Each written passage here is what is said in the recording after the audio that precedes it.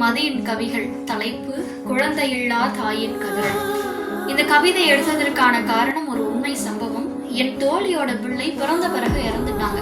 அப்போ அந்த தாயோட மனநிலை என்னவா இருக்கும் அப்படின்றதுதான் என்னோட கவிதை. கேளுங்க.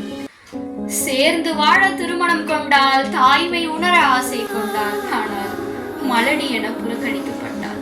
ஊர் பேச்சினை பொறுத்து கொண்டால், மழலையின் குரலை கேட்க ஆசை கொண்டால், பல வருடம் எதிர்பார்த்து கொண்டால், கோவில் கோவிலாக வேண்டுதல் கொண்டால், வருடம் கழித்து சிசுவை சுமந்தாள்.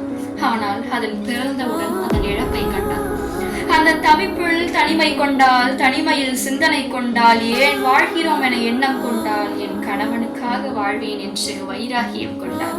இருந்தும் இனிமை நடக்குமா என எதிர்பார்த்து கொண்டால், அடுத்த வருடத்தில் ஒரு குழந்தையை ஈன்றெடுத்து மன நிம்மதி கொண்டாள். பிறகு இனிமை உணர்ந்து நட்சத்திரம் போல் சிரிப்பை கண்டாள்.